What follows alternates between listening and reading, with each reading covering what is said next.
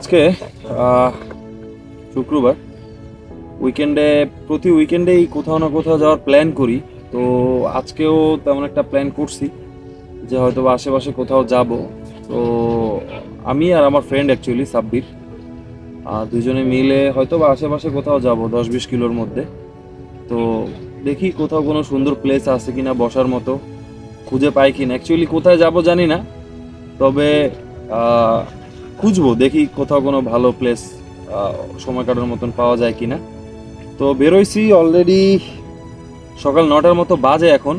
তো একটু দেরি হয়ে গেছে, উচিত ছিল আরো সকালবেলা আসা, বাট একটু দেরি হয়ে গেছে।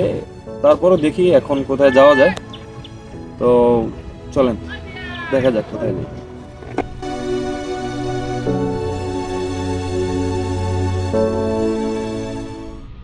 এই রাস্তাটা যে কবে ঠিক হবে আল্লাহ জানে। আমার মনে হয় না যে নির্বাচনের আগে এই রোডটা ঠিক হওয়া সম্ভব। নির্বাচন হয় এবং এই নির্বাচনে এই এলাকাটা অ্যাকচুয়ালি বিএনপির যে একজন নেতা আছে আমানুল্লাহ আমান তার এলাকা। সো যদি নির্বাচন হয় এবং বিএনপি আসে তাহলে রাস্তাটা খুব তাড়াতাড়ি ঠিক হয়ে যাবে। বাট রেজাল্ট যদি অন্যরকম হয় তাহলে হয়তো বা রাস্তাটা ঠিক হইতে আর একটু সময় লাগবে, বাট ঠিক হবে। অনেক দিন ধরে এই অবস্থা রাস্তাটার। এই রাস্তাটা নিয়ে কারো কোনো মাথা ব্যথা নাই, ঠিকও হয় না, এরকমই চলতেছে। ভাঙার পরে ভাঙা, কোনো মতে আর কি চলা রাস্তাটা দিয়ে।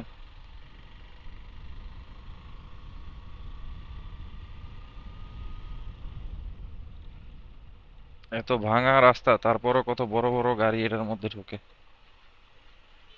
অ্যাকচুয়ালি কেরানীগঞ্জের একটা বাইপাস, মেন রাস্তা দিয়ে না আসে যারা আহ, দক্ষিণবঙ্গ থেকে ঢাকার দিকে ঢুকতে চায়, তাহলে আসলে ঢাকার রাস্তাটা অ্যাভয়েড করার জন্য এটা একটা বাইপাস হিসাবে কাজ করে। এটা দিয়ে বেরোয় একবারে হেমায়তপুর দিয়ে বেরোয় সাভার দিয়ে যাওয়া যায়। সো ওই হিসাবেই এই ট্রাক যারা চালাচ্ছে তারা এই রাস্তাটাকে ব্যবহার করে, আর যারা ঢাকার জ্যামটা অ্যাভয়েড করতে চায় বাসে বসে না থেকে দেখা গেছে বাবুগঞ্জ ব্রিজের ওইখান থেকে একটা সিএনজি নিয়ে নিলে এই রাস্তাটা ইজিলি চলে আসা যায়। বাট একটু ভাঙা রাস্তাটা, একটু না অনেকটাই ভাঙা। এতটুকু যদি সহ্য করা যায় তাহলে আমার মনে হয় ঢাকার ভেতর দিয়ে আসতে যে সময় লাগে তার থেকে এই রাস্তার দিকে একটু সময় কম লাগবে।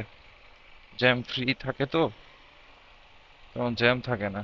বাট কি অবস্থা দেখেন, এরকম রোড থাকলে অফরোডের দরকার আছে? অফরোড ট্রেইলের কোনো দরকারই নেই। এনাফ।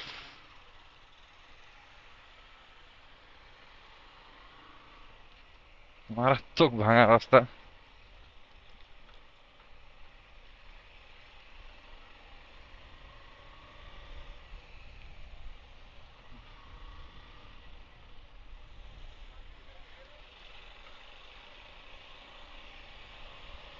আরো এই রাস্তাটা দিয়ে এরকম বড় বড় লোড ট্রাক গুলা গিয়ে রাস্তাটার অবস্থা আরো বেশি নাজেহাল হয়ে গেছে। যেতে যেতে জুমার সময় হয়ে গেছে। তো আমরা এখন আছি হজরতপুরে, হজরতপুর বাজারে। হজরতপুর বাজারের পাশেই যে কলেজ আছে, কলেজের পাশে খুব সুন্দর এবং প্রসিদ্ধ একটা মসজিদ আছে। মসজিদটা অনেক বড়। ইনশাআল্লাহ এই মসজিদে নামাজ আদায় করব।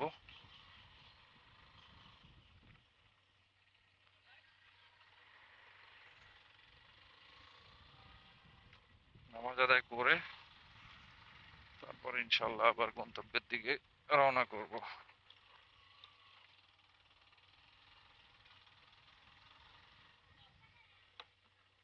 এই মসজিদের কথা বলছিলাম।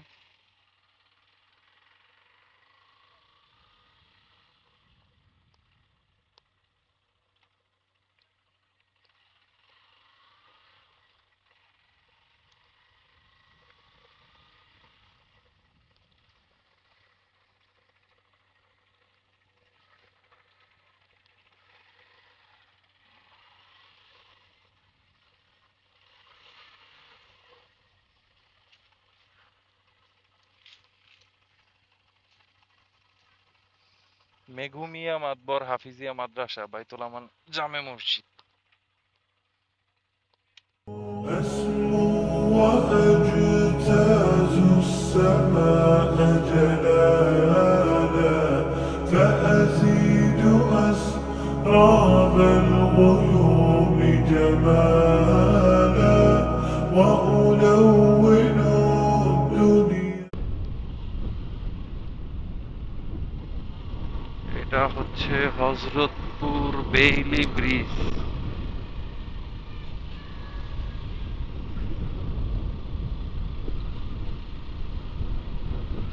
আগে শুধুমাত্র এই ব্রিজটা ছিল, বাট এই ব্রিজটা নতুন করা হয়েছে এখানে, বেইলি ব্রিজটা না, সরি, আগে শুধুমাত্র বেইলি ব্রিজটা ছিল।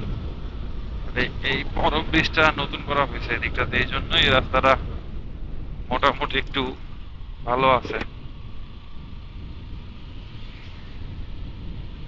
আমরা যে লোকেশনটাতে যেতে চাচ্ছি, লোকেশনটা বেশি আর দূরে নাই, সামনেই হয়তো বা 2-3 কিলো রাস্তা আছে, বাট কোন রাস্তা দিয়ে ঢুকতে হবে এটা চেনা মুশকিল। তো গুগল ম্যাপ আছে, দেখি।